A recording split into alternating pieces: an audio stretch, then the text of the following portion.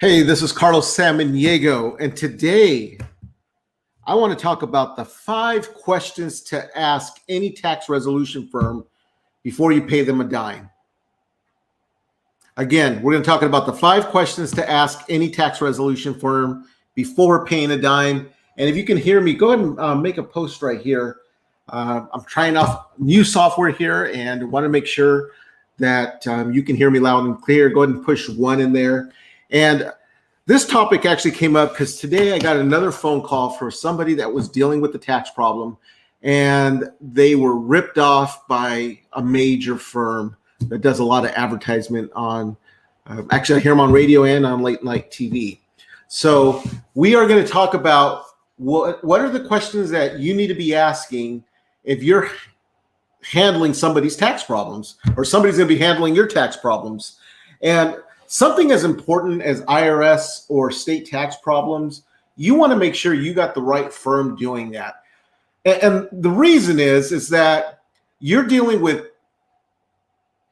probably the world's best collector on debt, whether it's the IRS or the state of California. I always talk about the state of California is even a lot worse than the IRS when it comes down to collecting money.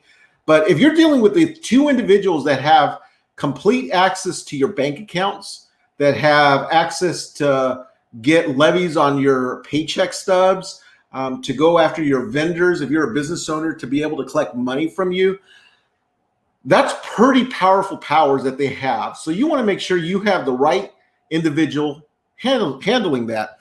And I actually have a report on my website, and I give away this report for free. So if you want to go to the website, Tax Debt Consultant, you'll see the report on there. But I'm going to talk about the 5 questions you should be asking. And this is going to be a 2-part video. And again, if you're joining me on the call, if you're joining me here on the video, if you have a question as I'm going over these tips, make sure you ask the questions here live, and I'll answer the questions live. Anyway, so let's talk about, today I'm going to cover the first 3, and tomorrow I'll cover the last 2. Question number 1 is that what you really want to ask if you're going to use a person to handle your tax problems. First of all, are they licensed to give you tax advice? And this is really big. You see, many tax firms, they actually use unlicensed salespeople on their telephone. So when you call those 800 numbers, or the 800 numbers on TV, or the 800 numbers you hear on the radio, and you call somebody, 90% of the time you are actually dealing with a salesperson who's pretty much going to tell you anything you want to hear for you to get signed up with that firm.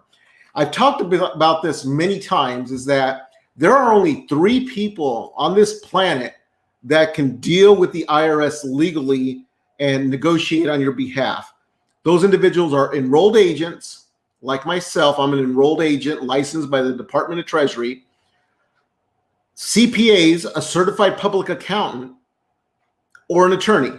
Those are the 3 individuals that are licensed to talk on your behalf with the IRS.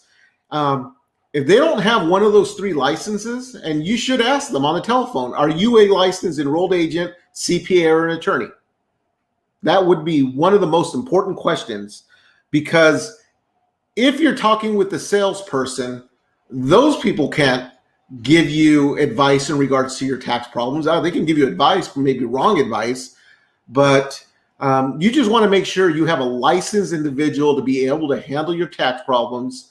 You need to be speaking to them. Now, a lot of times these individuals, I wrote some notes here, so a lot of times they'll call themselves like a senior tax analysis. I've heard people say, "Oh, I'm the owner of the company. I'm the founder of the company." No, the question is, are you a licensed enrolled agent, CPA, or attorney? Those are the 3 individuals that are licensed to handle your tax problems. Question number 2, and this is very important.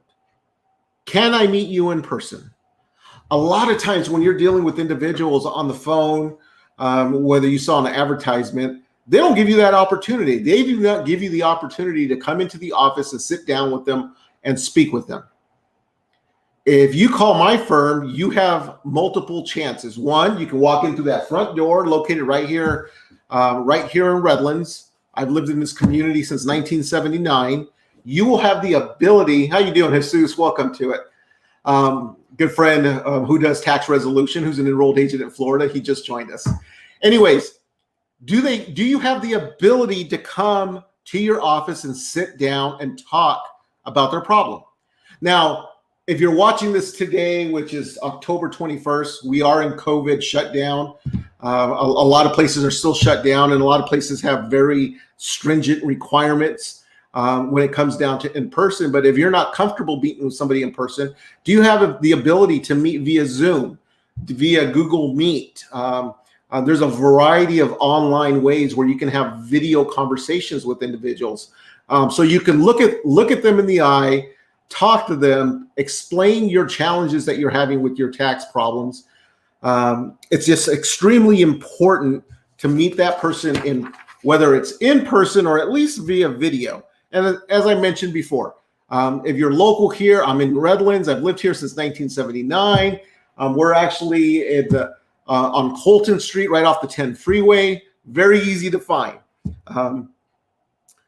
Question number 3, and this is the last question the last question I'll talk about today. And tomorrow's part 2, where we'll go over 2 more important things to ask any tax preparer. But the last one is, are you the actual person that's going to be representing me? Earlier, I talked about question number 1. When you're speaking to somebody, are they licensed to be providing tax advice? And like I said earlier, a lot of times it's a salesperson that's trying to sell something to you. Question number 3 is, are you speaking to the person that's going to actually represent you? Or are you speaking to an assistant or a salesperson? Because you want to know that the person that you're talking to, the person that's going to be dealing with your problem, is the person that's actually signing the power of attorney. And they're licensed to do that. There's an actual specific form. It's called the IRS Form 2848 Power of Attorney Form. Every person that comes into my office that I represent, I sign that form. And basically, I am taking responsibility for being in contact with the IRS or the state to be able to talk on your behalf. So again, that last question is, are you the person who I'm talking to or who I'm going to hire? Are you the person that's going to be representing me? With every one of my clients, I'm the person that represents you. We'll be making phone calls on your behalf, and we'll be communicating with the IRS or the state of California. If you have any questions, let me know. Jesus, do you have a question? I'd be happy to help. I can ask him a lot of questions. But I wanted to go over those 3 items. Tomorrow, I'm going to be talking about, have you ever been actually involved in negotiating a tax resolution case, which is important? And what exactly does your fee include? Those are the 2 questions I'm going to go into detail tomorrow when we cover the last 2 items you should be asking any tax resolution firm. Again, as I mentioned before, dealing with the tax problem is a major ordeal. You're dealing with 2 organizations, whether it's the IRS or your state local agency, that have powers to take money out of your bank account, go after your paycheck stubs, go after your vendor money that's owed to you. You want to make sure that you have the right person that's able to communicate with the IRS legally when you have a challenge with the IRS. And again, if you have any questions or like to talk to me personally, you can always go to 909-570-1103. You can go to my website listed right here below, Tax Debt Consultant. You can actually book your own online appointment for a time that best fits your schedule.